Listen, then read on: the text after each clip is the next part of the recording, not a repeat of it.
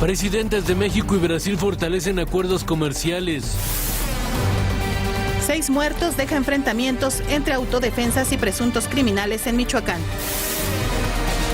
Inicia el recuento de daños por el tornado en Ciudad Acuña, Coahuila. Se van a tener recursos para disponer inmediatamente para el apoyo del municipio, de las autoridades afectadas. Hay recursos suficientes para poder enfrentar el apoyo. Comisión Nacional de Derechos Humanos abre expediente de queja por enfrentamiento en Tanuato, Michoacán. Familiares y simpatizantes de los 43 normalistas de Ayotzinapa marchan en la Ciudad de México. Emiratos Árabes construirá el primer complejo espacial de Medio Oriente. Comenzamos con el análisis.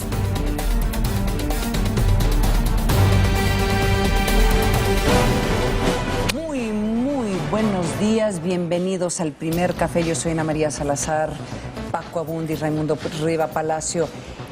Yo sé que a través de los años en este programa me rehúso a veces a hablar sobre el tema de deporte, Raimundo, pero la nota... Una amargada. Soy una amargada. No, pero la nota principal en el mundo, menos en México, porque sucedió a altas horas de la noche, es la FIFA, Raimundo. Sí, hay 3 investigaciones en curso. Está sacudido el fútbol a nivel internacional. La FIFA, 2 investigaciones en Estados Unidos, una en Suiza, que son distintas las investigaciones en Estados Unidos.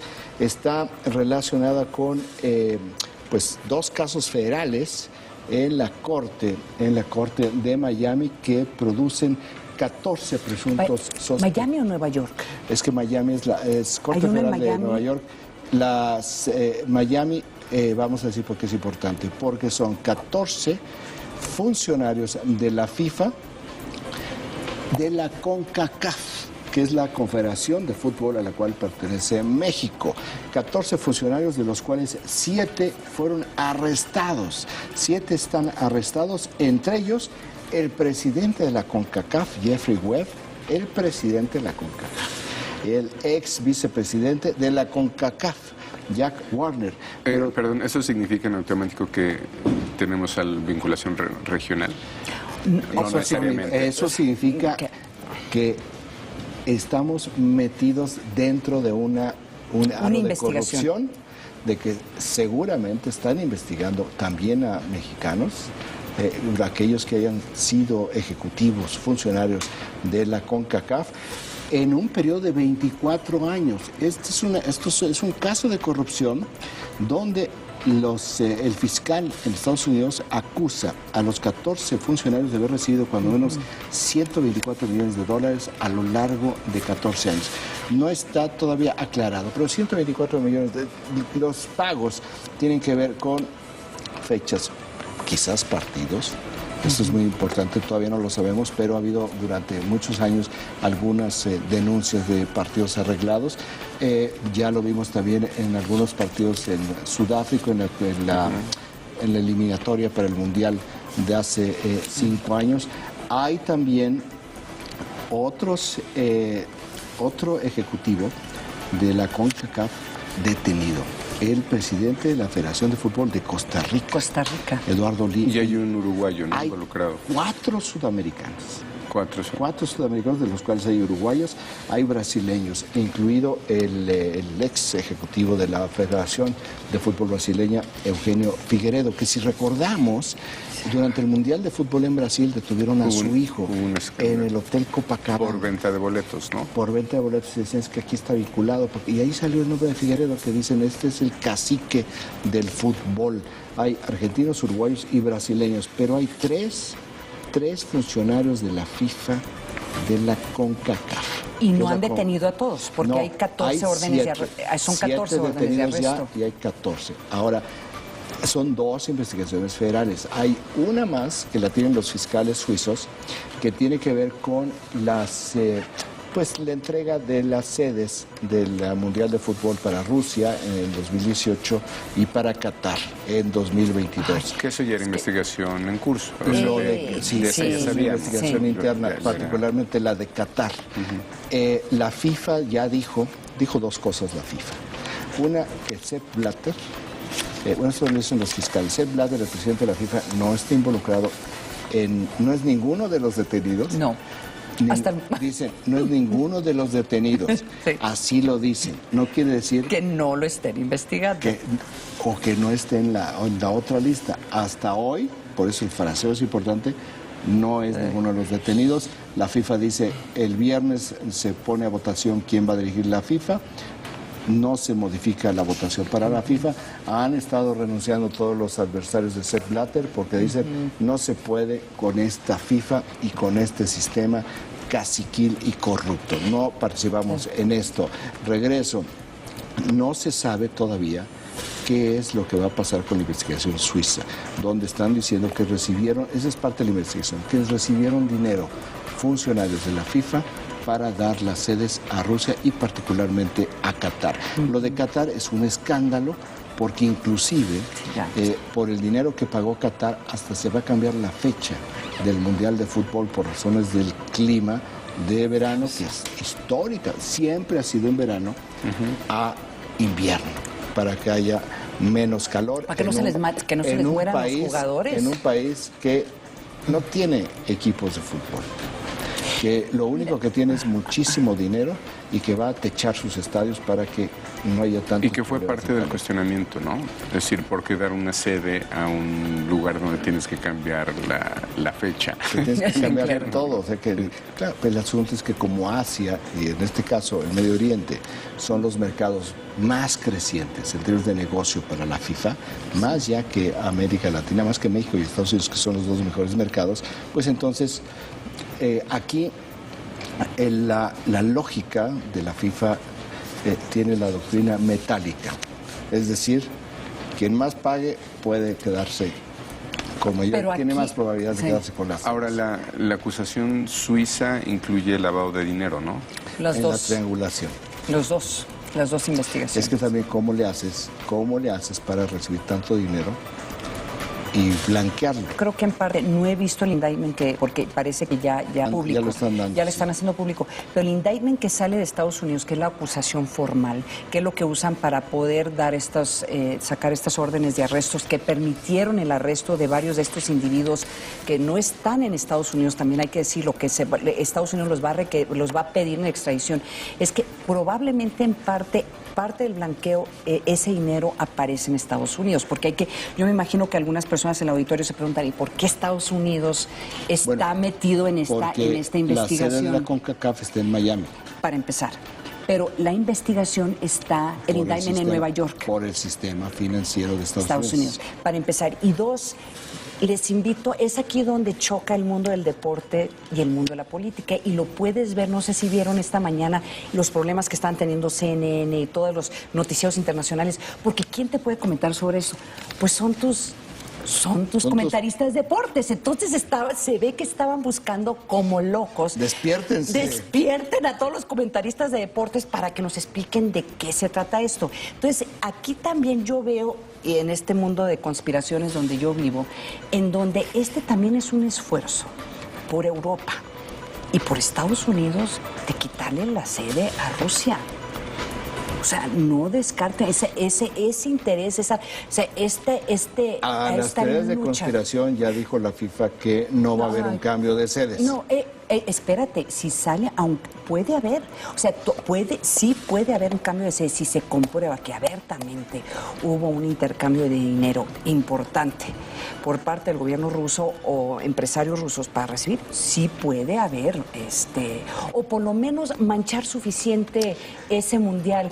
¿Para qué? Lo mismo sucedió con Salt Lake City, sede de los Juegos Olímpicos de Invierno, y no le quitaron la sede. No, se fueron a la cárcel todos los que estaban involucrados. Pero sí mancharon, o sea... No, claro que mancharon, porque todavía nos acordamos de Salt Lake City. Sí, o sea, eso, por supuesto que sí. Ahora, eso de que hay mucha autoridad moral para... No, claro que no. O sea, es por eso que es tan interesante, por eso sí es importante explicar por qué están los estadounidenses. Ana María, el muro de Berlín se cayó en 1989. No, pero aquí no, pero tienes... No. Sí, Aquí sí entiende. Tiene cuando menos como hipótesis de trabajo es una buena hipótesis. Es una buena hipótesis de trabajo. Sí. Perfecto. Vámonos al país informativo que nos proporciona. En temas domésticos, ¿es probable que haya mexicanos involucrados? Sí, hay que revisar quiénes fueron funcionarios de la CONCACAF y ahí son las primeras personas y luego los presidentes de las federaciones a lo largo de estos últimos 24 años. Vamos a ver la acusación, que iba a decir el indictment. Vamos a hacer, no voy a especular. ¿Ha habido cambios? No voy a especular porque es muy grave especular en ese sentido, porque estamos hablando de delitos federales de soborno, de lavado de dinero, al ser lavado de dinero se tipifica como delincuencia organizada. Entonces es muy grave hablar de cualquier persona. Lo que sí, Paco, respondiendo esto, en la investigación no solamente van a estar los presidentes de la Federación Mexicana de Fútbol a lo largo de este tiempo y aquellos que hubieran participado en puestos ejecutivos en la CONCACAF, sino también todos aquellos en los mismos cargos en el resto de América Latina. Y de Estados Unidos, que también está en la ¿Sabes cómo funcionan estos casos? Con los que ya tienen arrestados, les van a decir, vamos a negociar contigo, danos la información en contra de los de arriba. Y te reduzco las penas. En contra de los de arriba. Sí, entonces, así es como se funciona. No funcionan hacia abajo, funcionan hacia arriba. Blatter tiene que estar nervioso. ¿Qué, lo iban a reelegir qué, en 2 días? Bueno, sigue ese plan. Vámonos al PA informativo que nos proporciona la agencia Intérite. 35% de los impactos. Pelé. Digo, ¿por qué Pelé? Porque 35% de los impactos son los acuerdos que firmaron los presidentes Enrique Peña Nieto y Dilma Rousseff ayer en la visita de Estado de la presidenta Rousseff, que tuvieron esta comida en Palacio Nacional, donde brindaron con cachaza y tequila, ¿verdad? Esto es, ya vamos a tener más detalles sobre qué es lo que firmaron los presidentes en una serie de ceremonias y de discursos que, caramba, uno lo ve y dice, ¿qué aliados tan sólidos, pensando que son rivales a morir en el campo diplomático en el mundo? Ya nos dijo ayer la subsecretaria Vanessa Rubio. No. De la relación. Bueno, estamos en un relanzamiento de la rivalidad diplomática entre México y Brasil. Tengo que detener ahí. Pero ¿tú crees que este tema de la FIFA no le va a afectar? O sea, el gobierno mexicano tiene que estar... Presidenta Dilma, por favor, ya váyase. Bueno, no. Vámonos, hay brasileños detenidos. Por eso. Problema, por si no fuera suficiente. Sí, claro, por eso un exdirector de Petrobras detenido ayer. Funcionarios de la Federación, de la Confederación Brasileña de Fútbol, detenidos. Dilma Rousseff con 13% de aprobación. Oye, vino aquí al remanso. El presidente Peña Nieto la arropó, la cuidó, le dijo, Dilma, no te preocupes. No, te queremos mucho. No. El tufo de corrupción que le siga a esta presidenta. Ok, señora, para afuera, ya. Que no nos contamine más de lo que tenemos. Rigoberta Menchú, la premio Nobel de la Paz, por su trabajo por las comunidades indígenas en Guatemala en los tiempos de la dictadura. Rigoberta Menchú es un producto de la esposa de Regis Debray. Es increíble. Regis Debray, que es el gran asesor de Mitterrand en América Latina, su esposa, que dirigía la Casa de América Latina en París, construye a Rigoberta Menchú y la hace en Premio Nobel de la Paz en 1992. Fue acreditada ayer por el Instituto Nacional Electoral como observador electoral. Mayra Guerrero, hubo un evento en el Instituto Nacional Electoral donde el presidente consejero Lorenzo Córdoba no sabía cómo arroparse, cómo abrazarla y cómo acercarse. En la vestimenta indígena de Rigoberta Menchú, quien, anécdota aparte, hizo una declaración sumamente interesante por todo lo que no explica en el interlineado, porque ella dijo que ella le pedía a los padres de los normalistas de Ayotzinapa desaparecidos hace 8 meses, ayer se cumplieron 8 meses, les pedía que fueran honestos y hablaran con la verdad y dijeran qué era lo que hacían sus hijos. Es muy interesante esta declaración porque es... Con la autoridad que tienen. Por eso mencioné todos, porque es la versión no pública, la versión que no se atreve a dar el gobierno federal a nivel público por las relaciones de algunos de ellos. Es un tema muy difícil de hablar públicamente. Es muy complicado por lo que significa toda la composición sociológica en la normal rural de Ayotzinapa, pero ella dice en una declaración fundamental que no está registrada de una manera importante, dice, hablen con la verdad. Y que podría tener connotaciones sobre movilizaciones como las de ayer.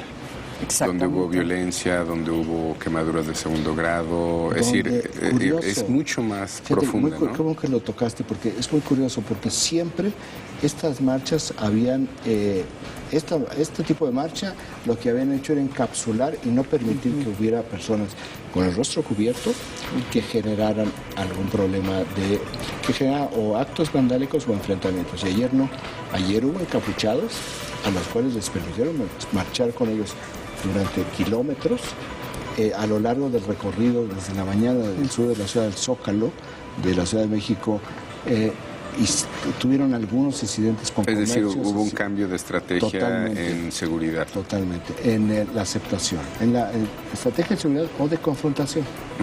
Va aprovechando aquí una demanda legítima de los padres, ¿eh? Sí. O sea, no estamos hablando de los padres, sino de quienes estuvieron organizando, quienes estaban al frente de la marcha, la disidencia magisterial en Guerrero, y en el Zócalo prendieron fuego frente a Relaciones Exteriores a propaganda electoral que fueron bajando, que fueron retirando a lo largo de todo su recorrido, y ahí es donde se dan unas escaramuzas y unos conatos de violencia. Además, sí hay un cambio cualitativo que se vio ayer en este tipo además del cuestionamiento que le hizo Rigoberta Menchú a los padres de que están haciendo sus hijos, me parece muy interesante porque ella está aquí, porque ella cree viene de observador electoral, o sea, ella viene y cree en el voto. Entonces tú tienes a estos padres y estos grupos que están diciendo no va a haber elecciones en Guerrero. Es un mensaje también muy interesante. Acreditando el proceso ya de por sí. Es decir, si tú aceptas ser observador electoral es que quieres elecciones. Sí.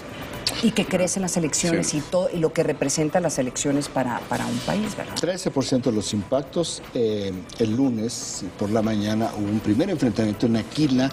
Aquila es un municipio de la Tierra Caliente de Michoacán, lo cual produjo una persecución a lo largo del día y enfrentamientos, un segundo enfrentamiento en la tarde, noche del lunes, que terminó en la madrugada de ayer, y lo que se tiene es un saldo de 6 muertos, 4 presuntos miembros de los Caballeros Templarios y 2 jóvenes de la Fuerza Rural, que eran los viejos grupos de autodefensa. Todo comenzó porque esta presunta célula de los Caballeros Templarios intentaron asesinar a un jefe de Fuerza Rural, ex grupo de autodefensa civil. Esto es en Aquila, en Tierra Caliente, que brinca de esta manera precisamente por el contexto del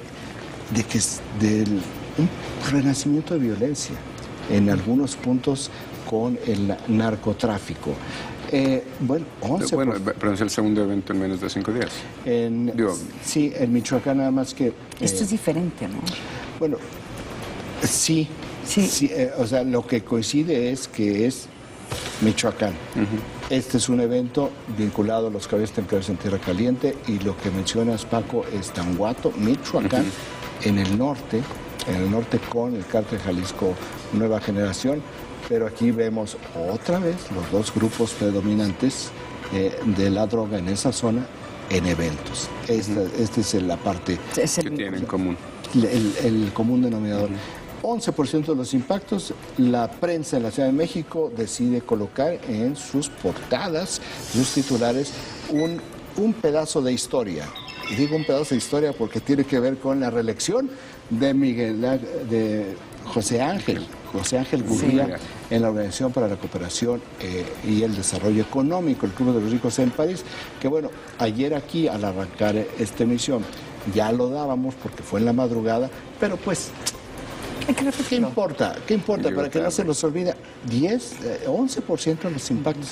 Increíble. Por eso la circulación de los periódicos se va cayendo sistemáticamente, porque no entienden que esto ya no es noticia, que otra tendría que ser la noticia, como lo que viene. Pero es como es como presumir una buena noticia. Oye, ¿me entiendes? Es como cacarear una buena noticia. Sí, pero se murió ayer a las 9 de la mañana como noticia. No, pero pues es... No, porque esto perjudica, por supuesto, en lo que es el consumo de información. Creo que lo que hubiera sido interesante es que se hubieran dado tal vez perfiles, razones para la reelección, posibles impactos para México. Ayer comentábamos cómo a José Ángel Gurría, que lo odiaban tanto cuando le hicieron una campaña pues desaforada, empezando por The Economist cuando lo nominaron, cómo ya va su tercera reelección. O sea, ¿qué es lo que está haciendo bien José Ángel Gurría? Que no nada más lo reelige, sino que ya nadie dice no. Eso que empezó como un racismo contra un mexicano, pues resultó que el mexicano les ha dado muestras de calidad técnica y de liderazgo dentro de una organización que es difícil, porque son las economías más fuertes del mundo en las cuales están todos los países. Sin apoyo del gobierno mexicano, también sin hay que apoyo. decirlo. O sea, él cuando fue candidato por primera vez, de hecho, la ganó él solo. No, Relaciones Exteriores ni siquiera levantó el teléfono para que lo apoyara. Él solo. Ahora, 10% de los impactos, uno de los temas más interesantes en términos de negocio, porque ayer, una vez más, el periódico El País, que es de España, publicó nuevas grabaciones ilegales. ¿Qué importa ya decir que es ilegal? Porque ya legitimamos la violación a las leyes para el bien mayor, digamos, para utilizar a John Stuart Mill y darme la vuelta por el utilitarismo en los medios. Bueno, pues estas grabaciones tienen que ver con OHL, interesante porque aparece ahí el ejecutivo Pedro Valentin, que ya renunció hace unos días por estas llamadas telefónicas que tuvo con el exsecretario también de Comunicaciones del Estado de México a propósito de una obra. Lo platicamos esto, pero en esta ocasión él habla con el director jurídico de OHL, de la filial en México de esta empresa española, en la cual hablan sobre pagos y sobornos a magistrados. Aquí entra de una manera brutal el tema del Poder Judicial, que tanto tú lo decías, Paco. Bueno, no magistrado, magistrados. Magistrados. O sea, no es uno, es plural. Sí, lo que decías, Paco, ahora sí ya brincó a un tema que parecería que se mantiene impoluto. Y que son nombres que eventualmente, como parte de la investigación, se van a tener que conocer. Sí, porque aquí de lo que estaban hablando es en un lenguaje no codificado, sino en un lenguaje donde estaban los valores entendidos, se veían perfectamente lo que estaban hablando.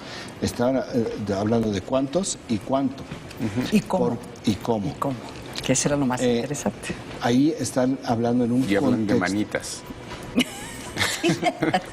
¿Qué es una manita?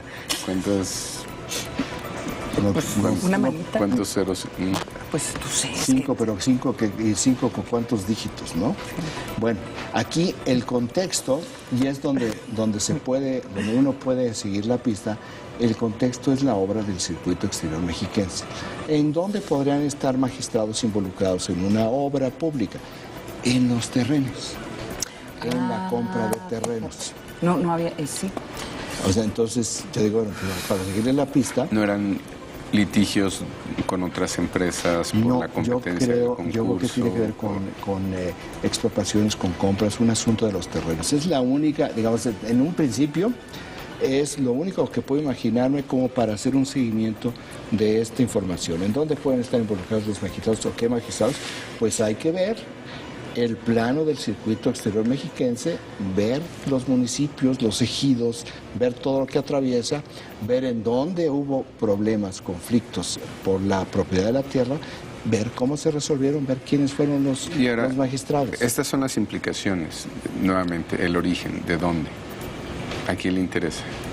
Bueno, aquí ya nos vamos a la parte de negocio. Y a España, ¿no? Porque ese es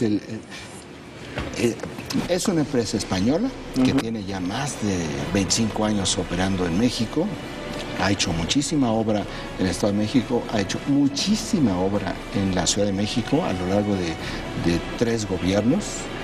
Y también aquí estos golpes tan bien dirigidos, ¿por qué el país de Madrid? Pues porque sabe la repercusión que va a tener los dos países, porque el país de Madrid, el periódico español y su filial en México, muy reconocida, bueno, Publicidad, bueno, no su filial, su periódico en México, pues va directamente a los dos. Esta investigación se va a abrir en Europa. O sea, las leyes anticorrupción, se va a abrir una investigación y los van a condenar en Europa. Ha perdido valor en libros, valor bursátil 30%. Ayer, antes de que se viera esto, ya había perdido 3.29% de la acción. Vamos a ver cómo arrancó hoy, cómo va a arrancar la acción hoy. No he visto yo todavía cómo arrancó la bolsa, cómo está la bolsa de valores en España, para ver cómo le fue a Chile.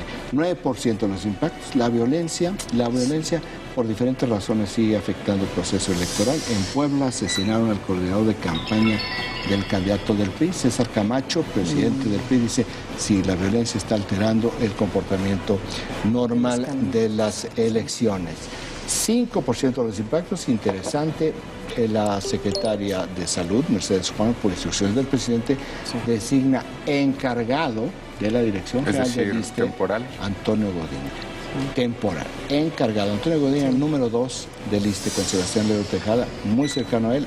Es una gran decisión en este momento, lo que te sugiere que la dirección general, el nombramiento va a venir después de la elección y lo va a aprovechar también el presidente Peña Nieto para los ajustes que él quiera hacer de algunos diputados que considera que tienen que ir al gobierno federal y que pueda tener esta cabida. Me imagino. Sí, algún gobernador que esté en la ruina, que no quieran que se pierda tanto. Bueno, pero esto es lo de Godina. Un gesto que no sé si se destacó lo suficiente sobre a qué hospital fue Sebastián Lerdo de Tejada. Fue al hospital del ISSSTE a López Mateos. Y yo creo que no se le da la importancia. Muy importante. Que tuvo. Lo llevaron al hospital López Mateos. Y al velatorio. Del ISSSTE. O sea, muy consistente, muy congruente. Muy institucional. Hasta el último momento. Me pareció de una finura y de una gran clase. Creo que no se ha destacado del todo el símbolo que se representa. Último tema, 4% de los impactos. El gobierno del Distrito Federal descartó operativos contra los taxis, en realidad operativos contra Uber, ¿verdad? Aquí lo que yo no entiendo es, una cosa son los taxis organizados regulares, otra cosa es Uber, y otra cosa que yo no sé por qué no hay operativos son los taxis piratas. Claro. Pero bueno, eso es un asunto político. Oye, con eso nos vamos a ir a un corte, no se vaya mucho más, pero muchísimo más aquí en El Primer Café. Eso es un...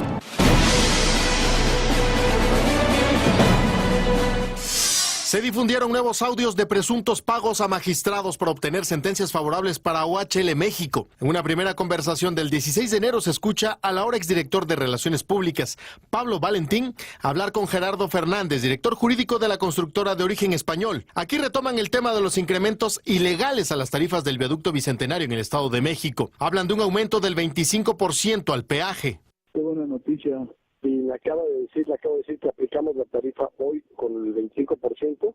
El próximo sábado, cuando vean que estamos igual que el DF, nos autorizan todo. Después hablan de supuestos pagos a magistrados para que los ayuden a resolver asuntos relacionados con el manejo de terrenos en Tepalcapa, así como las modificaciones al título de la concesionaria mexiquense Conmex, que opera el circuito exterior mexiquense. ¿Cuánto hay que darle a los magistrados? Yo creo que es una manita, ¿no? Sí. Entonces tú habla con Oteiza hoy. Anda de muy buen humor, ¿eh? Después detallan la forma en que pagarán a los magistrados. El director jurídico de OHL explica al ex vocero que no pueden emitir un cheque, por lo que deberán entregar el pago como siempre, pero tiene que ser autorizado por el presidente de OHL México, José Andrés de Oteiza. Y lo otro es lo de los magistrados. Tú le tienes que decir a Oteiza, llevarle una hoja en la que diga por concepto del CIVA de los 6 juicios, bla, bla, bla, de apoyos, tal, que sería del CIVA, tuvo que pagar esto, punto, vámonos. Sí, pero no lo podemos sacar por otro lado. No tienes razón, porque se me olvidó lo del socio. Lo sacamos de ahí para que cuando Juan lo vea, vea que costó eso. ¿Ok? Le dices que yo te dije que antes lo sacamos con unas facturas, que tú dices que mi madre por lo del socio, y vámonos. Ok. A raíz de grabaciones como esta, se desató un escándalo que provocó la renuncia de Pablo Valentín, director de Relaciones Públicas de la empresa en México, y cuya voz supuestamente es la que se escucha en las grabaciones, además del secretario de Comunicaciones del Estado de México, Apolinar Mena. César Méndez. En Proyecto 40, seguimos rompiendo esquemas. Audaz es ser hábil. Es ser atrevido.